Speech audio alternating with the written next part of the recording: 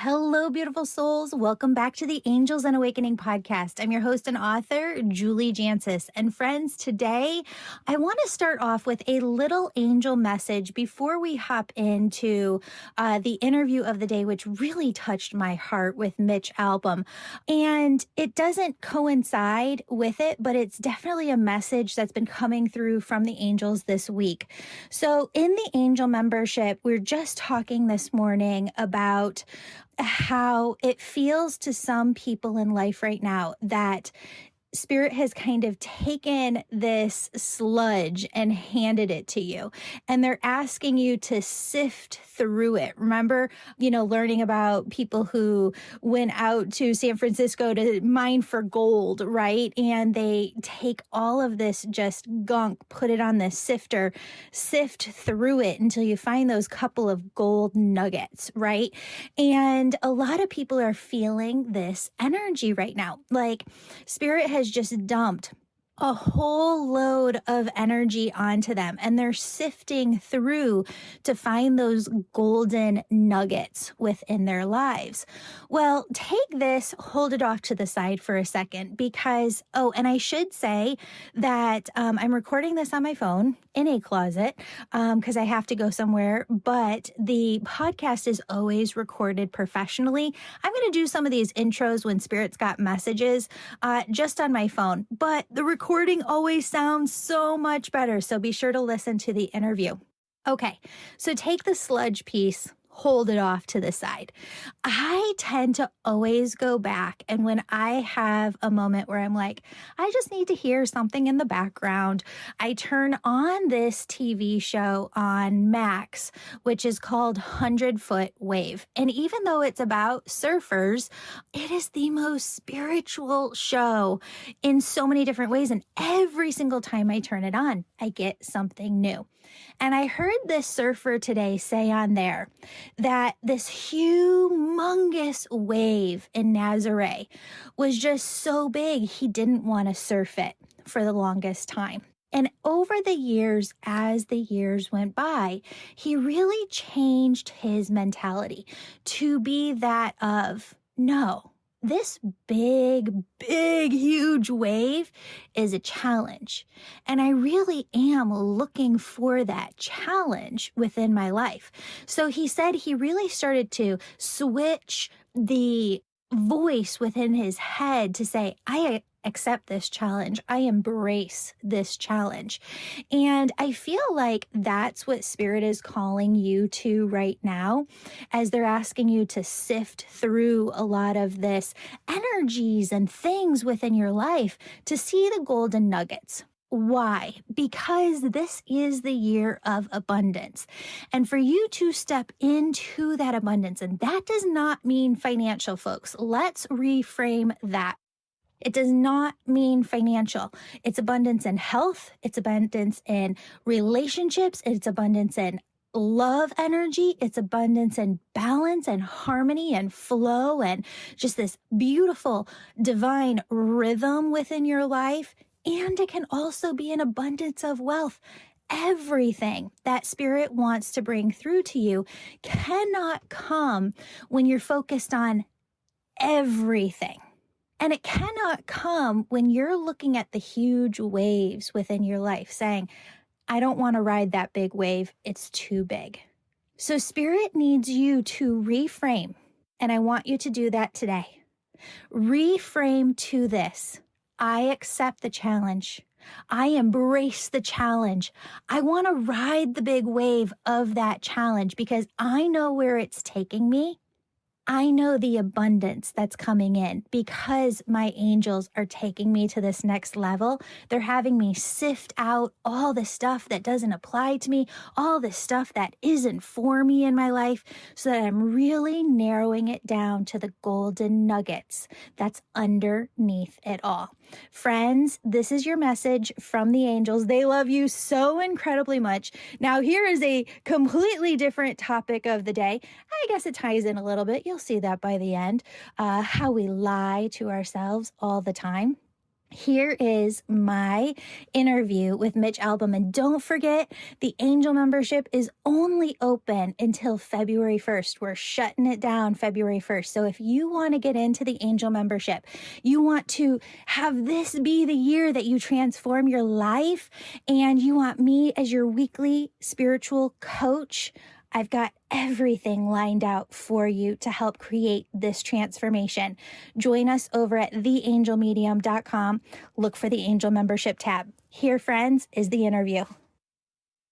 Hello, beautiful souls. Welcome back to the Angels and Awakening podcast. I'm your host and author, Julie Jancis. Friends, today we're here with Mitch Albom, who just wrote his newest book, The Little Liar. You might recognize his name from previous titles that he's written: Tuesdays with Morrie, The 5 People You Meet in Heaven. Mitch, welcome to the show. Thank you. Thank you for having me on. Yes. I'm not sure that you consider yourself a spiritual philosopher or spiritual teacher. And I know that your books are more works of fiction, except Tuesdays with Morrie. But you write in this way where you bring spiritual concepts through stories in such a way. I don't know if there's anybody else like it. You just touch the hearts of so many people. And in this newest book, The Little Liar, what you really get home to people, and I think you're starting a revolution of just people thinking about the ways in which they lie to themselves. What kind of gave you the idea to write The Little Liar? Well, I always wanted to write a book, Julie, about truth and lying. And, I was looking for a setting that people would, get into the story as well as the idea of it. And so I found a story inspired by true events about a little boy during the World War II who has never told a lie in his life. He's 11 years old, and he's just known in his village as being the honest kid who never lies. And when the Nazis invade, they find out about him and they decide to use him as a weapon. And so they pull him away from his family and they say, you can go back to your family in just a couple of weeks. You just have to do us a favor. You have to stand on these train tracks every day, and the passengers are going to be confused. So you tell them they're going to good jobs and good homes and everything's going to be good and they're going to be happy. And then you can go back to your family. So having never lied before and really being an honest kid, he thinks he's doing a nice thing. So he does this for several weeks until the last day on the last train. He sees his family and this little girl that he's kind of in love with being shoved inside these box cars of the trains. And he finds out that the trains are actually going to the concentration camps, to Auschwitz. And he's not allowed to go on them with them. And the book follows from that day forward for the next 40 years, the ramifications of that one lie, the first lie that he ever told, and the worst lie that he would ever tell, on him, on the little girl, on his brother who got sent to the concentration camps, and on the Nazi who tricked him into lying, all revolving around, what does one lie, one single lie, the ramifications on so many lives. And I wanted people to read it, not only to be inspired by the story and enjoy the story and all that, but also to ask themselves, what's the worst lie that you have ever told? And what were the ramifications of that lie? Who suffered? What was lost? What relationships might have been changed? And lastly, what would you do to be forgiven that lie? If the person that you lied to would say to you, I forgive you, how much of yourself would you give to that? And so that's what The Little Liar basically centers about. And the nice sort of conceit of it, which I think has made the book kind of, from the people who have read it, at least they seem to say it made it special, is that it's told by the voice of truth. So the narrator is truth, and truth says, I've been around forever. I'm the thing that, you can't escape. I'm the mirror that holds your final reflection. I'm the only thing you can trust, and I'm telling you this story. And periodically throughout the story, truth gets to say, look at what you're doing to me, human beings. Why do you do this? I'm a precious virtue, and you destroy me at all these opportunities. Don't you feel guilty about it? Why do you choose your truth here and choose a truth there and ignore the rest of me here and there? So it was interesting to write as a virtue. And I think it made the book kind of special. It did. There's this moment when the family's on the train and the little boy has realized that he's told this lie because he didn't think that he was lying. The Right, Germans told him that he was telling the truth, and he really thought that he was being helpful and kind of helping and saving his family. But there's this moment on the train where his brother develops this just hatred and anger towards the little liar, and you go as a reader, "No, you don't understand, you don't know, right, yeah, what really happened." But both brothers carry this lie with them their entire lives, and it shapes every aspect of their entire lives. And right. I don't want to compare my story to the very, very powerful story in here, but just talking about the lies that we tell ourselves, I started to contemplate my own history and how the lies my parents told within their marriage really led to a completely different life for myself. My dad just not being honest about how he was kind of done with the marriage and going on because he wasn't able to admit it and cheating with the neighbor and leaving the family. And it cascaded from there into a series of different events. But when you really looked at this, I think what's so powerful in it is that we all tell fibs, little lies. We all have Mhm. secret parts of ourselves that haven't been revealed to us or we don't allow ourselves to see. Do you think that these little lies affect every person's life? Yes, and I think it's impossible to imagine a life without some lies in it. Do these pants make me look fat? Is a perfect time to perhaps tell a small lie. But I think most of us know the difference between a small white lie, harmless lie, and one that does damage. And lies do damage to both the person who is lied to and to the person who tells the lie, because you have that guilt, and you so one lie tends to beget another lie. You tell one lie and then you have to tell another one to cover that lie up. And well, if you were there on that day, then how come you weren't there? Oh, that's because I was doing something else. And so you have to be very careful about saying, oh, it's just a little lie, it's not a big lie, because little lies turn into big lies very quickly. Yeah, 100%. There's a line that you wrote in the book that says, when you die, the first thing that God does is reverse the lie you told, and the lies that were told about you. And that last part of that just really hit home too, the lies that were told about you, because there's so many ways in which the brother character resonated with me of how other people, you're just living your life and you're doing the best you can to figure out who you are at every stage of your own life. But other people are constantly judging and shaming and trying to kind of categorically put you in this box. Um, I love that line because I believe it to be truth. Yeah. Well, when you live in a world where lying is common, um, you can have lies told about you that can become the truth. And I quote a line in this book that was actually originally credited to a terrible Nazi, and sadly, it is very true. He said, "A lie told once is easily seen as a lie, but a lie told 1,000 times becomes the truth."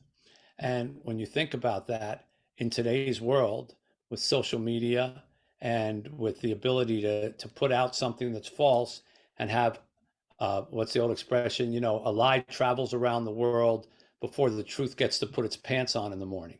Mm, That's another expression, and it's true now more than ever because of digital and social media and the internet, that something false could be said about you, and you don't even have a chance to try to defend yourself before you've got a million people thinking that it's true.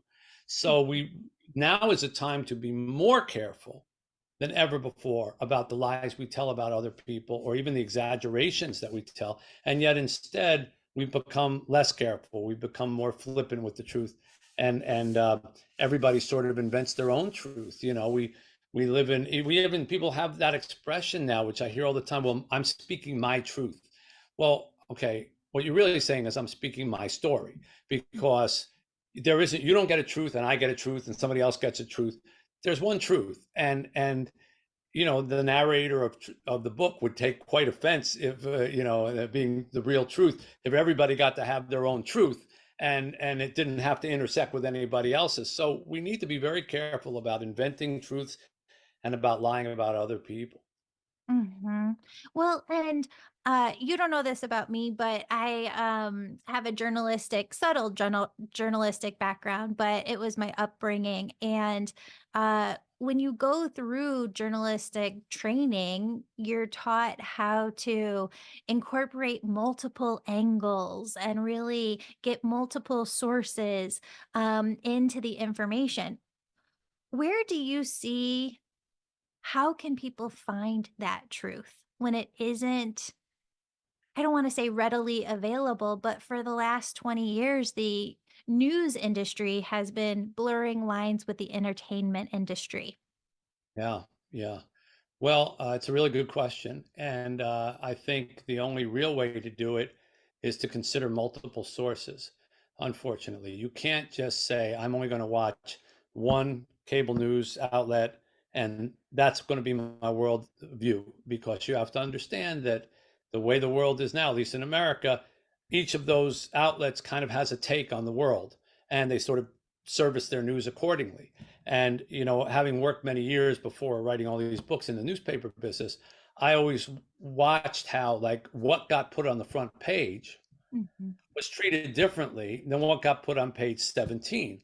Now, in truth, using that expression, what got put on page 17 was just as true, and for the people involved in that story, just as important as what got put on the front page. But by virtue of putting something on the front page, by virtue of using a headline of a certain size, they are basically sending a message. This is important. And Mhm. by sending a message to the people who read it, wow, this is so important. It's on the front page. I should be talking about it. I should be worried about it. Take the same story and put it on page 36, and you don't have the same reaction. So, right then and there, without even changing a word, just where you place the story affects people's view of it. And it's not really the truth, Yeah. it's your take on what's important and what isn't. Well, now multiply that by a million when it comes to a Fox News or an MSNBC or a CNN, which all have their own particular, I'm not picking sides, I'm just saying they have their own sort of approach to the news. So I feel, and what I do is I just read and watch multiple sources at the same time. And if I see sort of the same thing on all of them that is kind of being portrayed the same way, I feel a little more confident that that must be probably what happened. If I see something that's like taken totally different on one side and totally different on the other, whether it be a newspaper or a TV channel, I say to myself, okay, it's somewhere in between. The truth is probably somewhere in between. And I better allow for the fact that it's probably not as bad as they're saying over here, and probably not as good as they're saying over here. And just almost sort of read in between the lines, because that's the only way to really be safe. When I was reading your book, I got this vision within my mind of, we felt so polarized, and there's still this just huge polarization pulling us in two different directions. And I saw you really through the book bringing people together on two different sides of one just being love and wanting that truth, wanting that love, wanting that kindness, compassion, and wanting to bring that into the world. And then there this other piece of just those who truly just want to spread hatred and want that divide and just want that anger because they feel so much of that themselves. And so I Yeah. want to just thank you for your work because I think that what you're truly doing is just bringing people from all different sides and all different backgrounds to a place of love and compassion. Yeah. Well, that first of all, thank you, Julie. That's very nice of you to say, and I appreciate that. And I don't take credit for that as being I have some talent or something that's unique. I really credit my old professor, Maury Schwartz, who I wrote about in Tuesdays with Morrie, for sort of laying the groundwork for me, what would turn out to be the rest of my career. I didn't know it at the time. When I wrote Tuesdays with Morrie, I was just trying to pay Maury's medical bills. I was a sports writer and I was on ESPN, and my whole life consisted of games and, who was going to win this and what quarterback was going to be traded and, what baseball game was going to be played. So I really wasn't talking about these kind of matters at all. And I started visiting my old professor who was dying from Lou Gehrig's disease, and he kind of realigned my priorities. And every week we were able to talk about something that was really important in life once you know you're going to die, which of course at age 37, which is when I was visiting him, you're never thinking about. You think you're going to live forever. And so all of a sudden he was saying, no, you're not going to live forever. And what you think is important right now is not going to be important when you get to the end of your life. So you may want to rethink how you're spending your time right now. And we talked about family and money and career and religion. And I mean, every week we talked about something seen through the eyes of someone who knew he was dying and wanted to share the perspective that dying gave him. And one of the things, Julie, that stayed with me so much is how we're more alike than different. And he would say this all the time. I remember he was watching, we had a little TV, black and white TV set was all he had in the house. And it happened to be on this one time when we were there on a Tuesday, and it was a scene from a war that was going on at the time. I think it was in Bosnia. And he started crying. And I said, why are you crying? And he said, this is so terrible. This is so awful. And I said, well, I know, but I mean, have you ever been to Bosnia? No. Do you know anybody in Bosnia? No. So why are you just crying like that? He said, well, Mitch, once you know you're going to die, you have so much more empathy for anybody suffering in the world. Mm. Feel it as if it's your own, because you know what it feels like to suffer and to recognize your mortality. And that's when he said, we're more alike than different. We like to separate ourselves by, I'm black, you're white, I'm rich, you're poor, I'm American, you're this, I'm male, you're female. But the fact is, we shouldn't be emphasizing our differences. We should be emphasizing what pulls us together. And I've tried to write all of my books since Tuesdays with Morrie with that philosophy in mind, that is there a lesson that I can bring to this book that pulls us together because we're more alike than different. And and that was true for the 5 people you meet in heaven. It was true for One More Day. It was true for Stranger in the Lifeboat. It was true for all the books in between. And it's true for The Little Liar, that even under these worst case scenarios, where there's a moment in the book where they're in the concentration camps and you think this is the most hopeless possible, desolate scene, suffering and starvation and everything. And at the end of the day, the grandfather in the family pulls all of the family members together, keeping their voice down so that they won't be heard by the guards. And he makes them go around and say, what was the one good thing that happened today? And you would think, how could there be a good thing in a concentration camp? Well, one of them says, I had one spoonful of soup more today than I had yesterday. And one says, my rotted tooth fell out of my mouth. One says, the guard who always beats me, he was off today, so I didn't get beaten. And one says, I saw a bird flying.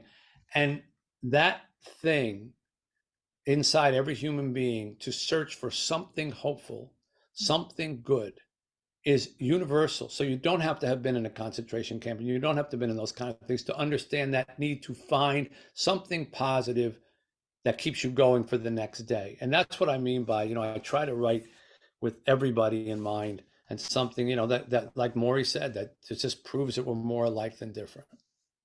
Well, I love your work because, when you run a company, they talk to you about branding and, what's your vision and your values. And I said, I want my business to be like Christmas spirit, or holiday spirit all year long, right? Just that warmth, that love, that positivity and joy. And I heard once, and I don't know if this is true, but that somebody told you, almost like a reviewer or critic said, oh, well, he's like the king of positivity. And you took it as a Oh, badge of honor. yeah, he called me the king of hope, but he was making fun of me. And yeah, he dismissed me. He said, "Oh, he's just the king of hope." And I thought, like, well, that's a pretty good throne to be sitting on. I'm okay with that. So it just goes to show you, somebody thinks that being hopeful is a bad thing or a weakness, and I see it as a positivity. And I, even in The Little Liar, which some of it has to deal with some pretty tough stuff at the beginning, but by the end, and you follow these people for 40 years, and you see how Nico is yearning to be forgiven, the little boy, and Fanny, the girl who always loved him, is yearning to find him so she can forgive him. And even with all the bad stuff that happened in their lives, it ends on a hopeful note. And if somebody wants to make fun of me for that, or say, oh well, Pollyanna, well, Pollyanna I liked Pollyanna. That was a good movie when I was a kid. And I think I'd rather live in that world where you at least believe in the positivity and the possibility of a hopeful and happy ending than live in the world that unfortunately many people today seem to live in, which is, let's just make it as dark as we can, as angst ridden as we can. And when we get to the end, nobody wins because everybody's bad and everybody's evil. And that's the point, the end. I'm like, wow. Yeah, I tell you, I watch some shows sometimes with my wife. We sit and we watch and we go, you know what? The acting in this is phenomenal. And the scenery and the directing is terrific. And I don't want to watch one more minute of it because it's bringing me down. It's so depressing. These people, there's not one person I want to root for in this whole story. And so, as great as it is artistically, it makes me feel like I want to take a shower. And so we stop watching it and we end up turning on, I don't know, some It's a Wonderful Life, you'll watch that again, make Yeah. us feel better. Well, I want to thank you for that because as a person who puts myself out there and creates, and I talk to a lot of other creators behind the scenes, there's a lot of talk, or there has been over the years, of toxic positivity and kind of dragging people to take all of this into account. And I know that toxic positivity is something else, but it kind of brings people to a place of like, okay, well, now I can't be that positive or that hopeful. But I'm so glad that you share that story that you just did, because it really allows people to be themselves. And I think that there are some people out there that just need to hold up that light of hope and love and compassion, and welcome other people towards it. Yeah. Well, Yeah. don't be ashamed of it. And don't feel like, uh, there's something cooler about being negative and being, dark. There's enough darkness in the world, really. All you got to do is look around. There's enough darkness in the real world that when it comes to creating something new, be it a novel, be it a podcast, whatever, why add to the darkness? Add to the light. At least that's the way I look at it. I love it. And you know, I I think this was a line from your book. I've got like a whole thing of notes here, but was this yours? Peace is a choice made by leaders. So too is a peace a choice made by each individual soul, and the peace of each soul contributes to the peace of the whole. I don't know if you wrote that or if I just wrote that down after like reading your book, but that's where I got to, is that all of us can be these peacekeepers within ourselves of holding that peace and that hope and that love, and it really does contribute to the whole vibration of the planet. Well, that I can't take credit for that line, but it's really good. And I remember Maury used to love to tell this story, which kind of dovetails on what you just said. He would tell it to me like 100 times, but he'd always think he was telling it to me for the first time. He said, "Did you ever hear the story about the wave in the ocean?" And I would go, "Tell me the story about the wave in the ocean," even though I knew it was coming. He said, "Oh, there's this wave in the ocean, and he's flopping around, he's enjoying life, and he's having a great time. And then all of a sudden, another wave comes up to him, all panicked, and says, 'Look, look, the shore.' And the wave says, 'What about it?' And the wave says, 'We're going to hit the shore pretty soon.' And the wave says, 'Well, what's the matter with that?' He says, 'Don't you understand? We hit the shore and we cease to exist. It's all over. It's about to all end.' And the other wave says to him, 'No, you don't understand. You're not a wave. You're part of the ocean.'" And then he would say, "Do you get it? Part of the ocean." I say, "Yeah, I got it. I got it the first time. I got it the 10th time. I got it this time too." But he loved that idea that, we all we think that we're all so unique, and we only get this period of time, and then that's it, it's all over. But if you look at yourself as part of humanity, part of that ocean, part of the human experience, then you're here for a period of time, someone was here for a period of time before you, someone's here after you. If you can affect the ocean and touch the ocean, in some way, you touch one person. That's what the five people you meet in heaven was about: touch one person, touch the world. And so I think if you can create something that's positive, and someone feels better about themselves for that one day because of what you did, and they treat somebody else better as a result of it, who leads to something good happening to them. Look at all the people that you've affected just by doing something positive for the rest of the world. And conversely, negative, as you see in The Little Liar, force somebody to lie. That lie has consequences to the people in their family, which has consequences to the people that they raise, which has consequences to the rest of the generations. So you can do it either way. You can affect the world by throwing a stone into the river and watching the ripples go out in evil, or you can watch the ripples go out in good, and make your choice. Amazing. Um, for those who don't know, Maury was your professor. You were able to get in touch with him before he passed. And I think there was some sort of like writer strike or something, right? Newspaper strike, yeah. Newspaper strike. So you had this opening of time where you got to go every Tuesday and sit with your professor and have these conversations. And I'm wondering, because when my dad passed, Mitch, I started hearing him from the other side, and we weren't actually we weren't talking when he was here. I wonder if you still talk to Maury even though he's on the other side, and if you feel like he talks back. I believe I included this in Tuesdays with Morrie, but maybe my favorite moment with Morrie and all the time that I spent with him was the last visit that I had with him.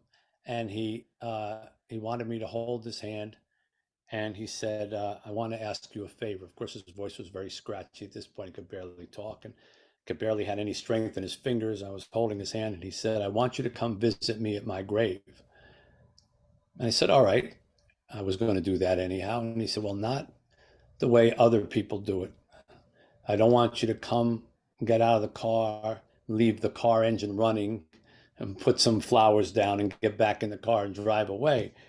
I want you to come when you have some time, and I want you to bring a blanket and some sandwiches maybe, and I want you to talk to me about your life and what's happening in the world, how the Red Sox are doing, that kind of thing." And I said, "Wait a minute, you want me to come to a cemetery and have a picnic at your tombstone and then talk to the air?" And he said, "Yes, exactly, just like we're talking now." And I said, "Well, Maury, it's not going to be like we're talking now, because let's face it, you won't be able to talk back." And he looked at me as if I were being very naive. And he said, "Well, Mitch, I'll make you a deal. After I'm dead, you talk, I'll listen. And I always felt that that was the quintessential message of Tuesdays with Morrie, and really all the books that I've written about that have had to do with life and death. Because if you spend your time on this earth making memories with people, giving of yourself to people, sharing yourself, your voice with people, then when they're dead, they're not really gone. And when you're dead, you're not really gone. They can talk to you. Maybe they're blessed like you are to be able to really talk. Or maybe it's just when you think of them, their voice comes from within you. Because I always liken it, Julie, to a penny in a piggy bank. When you take a penny, you put it in a piggy bank, it's gone, right, forever. You think like, well, okay, I'll never see that again. It's gone, it's locked away, it's gone. But if you take the piggy bank and you shake it, there it is, right? And it's the same way with people who are gone. Their voices are inside our hearts, and you shake your heart up with the memory of them, there they are. So whether you're hearing them for real, coming from the other side, or those who might not have antenna like that, hear them in the form of the memories that they made while they were here, you still hear them. So I hear Morrie all the time. I hear him even while I'm talking to you. I know what he would say about oh, tell the story about the ocean. I love that one. And so, yeah, all my loved ones are in my head forever and in my heart. And while sometimes I dream about them and have some conversations that I often wonder, was that them really coming to visit me, or was that just my imagination running? It doesn't really make a difference in the Right. end, because the spirit is the same. It's them. It's either them in memory or it's them where they are now, but it's them and it's their voice, and I hear them all the time.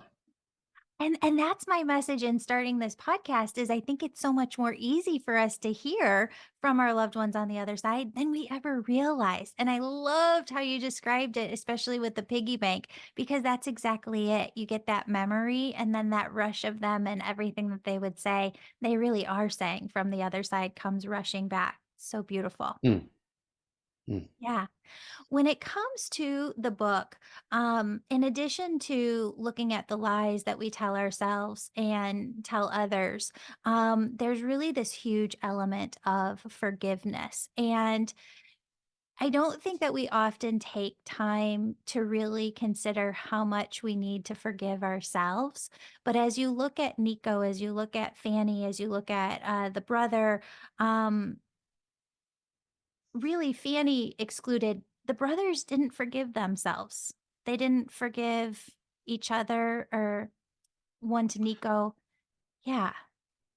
Well, forgiveness is a huge theme of this book, and again, a theme that I spent a lot of time talking to Morrie about. I always say that all my books since Tuesdays with Morrie have a slice of Tuesdays with Morrie in them, and in this case, in the Little Liar, the slice is forgiveness. And Morrie was very adamant with me about saying, you need to forgive everybody, everything in your life, because when you get to where I am, and you will, you're not going to care who was right or wrong. You're not going to care who was, justified in doing what they did. You just want to be at peace with your loved ones. And you need to let all that stuff go, because if you think by being righteous and not forgiving somebody, you're helping yourself, you're not. It's a little bit like they say about, anger. It's like drinking poison, expecting the other person to die. It doesn't work like that. It's a dual blade. So you're suffering by not forgiving the same way as they're suffering by not being forgiven. And in The Little Liar, Nico spends his whole life trying to be forgiven for this lie that he didn't do on purpose. It wasn't his fault, but he still feels responsible for the things that happen as a result. So he spends his whole life trying to be forgiven. Fanny, who always loved him, spends her whole life trying to find him again, because he changes his name and he changes his identity and he becomes these different people all the time. He becomes a pathological liar. And she can't find him because every time she gets a lead, he's changed his name. But her whole goal is to just forgive him, because the need to forgive somebody is as strong as the need to be forgiven. And his brother Sebastian doesn't forgive him because he blames him for the suffering that he had to go through at the concentration camps. He thinks he was working with the Nazis for real. And so you have these three people who are on all different sides of the forgiveness chain, until they all come together at the end. I don't want to ruin the book for everybody, but they come together in and have to decide, are they going to forgive, or who's going to accept what from whom? And that is very much a big part of how we live our lives too. We have to decide, maybe we've been hurt, maybe we've been wounded, but are you going to add to that wound by being hard-hearted and not forgive somebody? And what will that do to them? And will you be inflicting your own form of harm on someone by not being, open enough or kind enough to forgive them, even if they've harmed you terribly? And I do think that forgiveness is divine. I believe in that expression. And it's a huge part of The Little Liar, and it's a huge part of the messaging that I try to get across in everything I write. It's amazing. For those who are listening who maybe have a hard time identifying with themselves and just, well, okay, you guys are talking about lies that we tell ourselves, but how do I know what I'm telling myself is a lie or the truth? Where would you have them start with that? Hmm. Well, I'd say if you yourself don't know if you're telling a lie, you need to really examine how you're living, because you're not enough in touch with what's going on or how you're affecting people, to know the difference between truth and lying. I think even more than right and wrong, which sometimes is tough to discern, certain circumstances. Well, but if I do the right thing, people are going to be hurt. If I do the wrong thing, they won't. It makes it kind of murky. But lying and truth, that's pretty easy to understand what's what. Now, again, if you're lying because you don't want to hurt someone's feelings, that gets into that gray area of, are these pants to make me look fat kind of thing. And there's a point at which it's nicer to just say, of course they don't, even if maybe they do, because what are you accomplishing by saying they do? But then there's a point at which someone says, do you think, you know, my boyfriend, this new boyfriend, what do you think? Is he's good for me, right?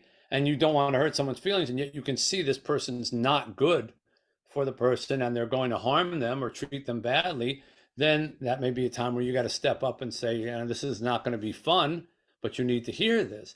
I operate an orphanage in Haiti, and I'm there every month, and we have 65 plus kids, and we have a dozen kids up here in college, and and I consider them my kids, and I'll tell you, having to decide what to tell them and what not to tell them about the world, on the outside, about what coming to America is going to mean, about are they ready or not, or what they're going to see, is very tough. But I've always found that I say to them, I'm going to tell this to you because I want you to always believe that I'm going to be honest with you. And you're probably not going to like what I'm going to tell you, but you'll walk away from it knowing that Mr. Mitch, that's what they call me, Mr. Mitch tells us the truth. And, that's more important than if they like me at that moment or if their feelings are hurt at that moment. And so, I think to answer your question, you just have to, look within yourself, find what the truth is, be honest with yourself, because I think the worst kind of lying we do is the kind of lies that we tell ourselves. That's what I And was those, talking about. Yeah. yeah, those are the easiest ones, when we say, I haven't done anything wrong and I'm doing my job really well. And all these people who are criticizing me don't have, they're just jealous of me or whatever. Yeah, that's hard. And, that, if that's what you mean, I think you just have to go outside yourself and say, all right, let me imagine that I'm them. Let me switch names and switch personalities. And if I really looked at what I was doing, could it be construed as, oh, I guess they're right now. I remember earlier in my career, I was so kind of focused. Wherever I went, I was always writing stuff down or whatever, that I would walk past people who, I worked with, because I was just focused on some idea or whatever, or writing it down. And I started to hear that people would say, oh, he's aloof, he's not, he's just aloof, he doesn't care about anybody. And I knew in my heart that wasn't true. I don't like being aloof, and I certainly did not care about anybody. I didn't even realize that I was doing this, that I was like walking, with almost my eyes, someone might have said hello and I didn't even hear them. But I had to say, well, okay, where would they be getting that from? And I heard somebody give an example, like, I said hello to him and he didn't say hi to me. Or someone said that they sat next to me on a plane and that I was working the whole time on the plane. And so I didn't even look up to say hi or something like that, even though I didn't know them. And I thought, okay, yeah, if I were them and I were looking at this guy here, that would probably be my conclusion too. So I became aware of it. And as becoming aware of it, I kind of overcompensated. Like I say hello to everybody, now, but I learned from it, and I had to admit that they were right and I was wrong. And if you can do that, if you can even say that sentence, they're right and I'm wrong, you're already 3/4 of the way there to telling the truth, because that's a hard sentence for a lot of people to say. Amazing. Mitch, your work is just so beautiful. The Little Liar, we're going to put in the show notes everywhere that people can find it. Where else would you like people to find you and your work with your orphanage? Well, anything they want to know about me is pretty easy. It's mitchalbom.com, and there's an embarrassing amount of things that someone else takes care of for me that are there. But I would rather people learn about our charities. Our orphanage is havefaithhaiti.org, havefaithhaiti.org, and the work that we do in Detroit, where we have multitude of charities all throughout the city, is saydetroit.org as well. So, yeah, either one of those two things would be We'll great. put both of those in the show notes. Oh, Thank there's you. somebody behind you. But thank you so much Okay. for the interview today. We appreciate you so much, and thank you for just being an angel on this earth. That's very kind of you. Thank you for having me on your show. Friends, let's end today's episode with a prayer. Dear God, as we stand here at the threshold of a new year, we come to you humble in gratitude and hopeful in our hearts. We ask you to bless this world and every person in it with your endless love and abundance.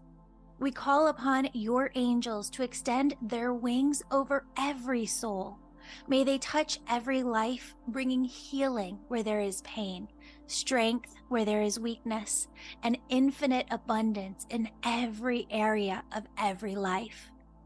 In this time of global reflection and anticipation, we pray earnestly for peace, peace within our own hearts, peace within our homes, peace across every land.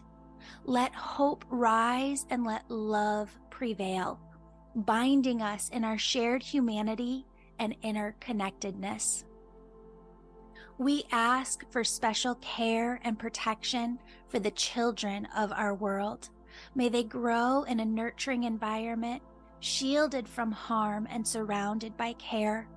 Their laughter and their dreams are the seeds of a promising future, and we ask that each are blessed with every opportunity to thrive. God, guide us to be creators of our own harmonious world. Help us to become beacons of your energy and spread your love now and always. As we step into this next chapter of our lives, empower us to live in alignment with our soul, find joy in each moment, and embrace the beauty of life's journey. May we each walk in confidence and faith, knowing that with your divine guidance, anything is possible. May our hearts overflow with gratitude and our minds be filled with positive, loving thoughts. In this spirit of optimism and renewal, we step boldly into our future, ready to create, love, and thrive. In this we pray, amen. Friends, if you'd like to support this podcast, book a session with me or join my Angel Reiki School, where I'll help you develop all of your unique spiritual gifts and use them to serve. Visit theangelmedium.com or use the link in the show notes to book a discovery call with me personally. Thank you for being here. I love you.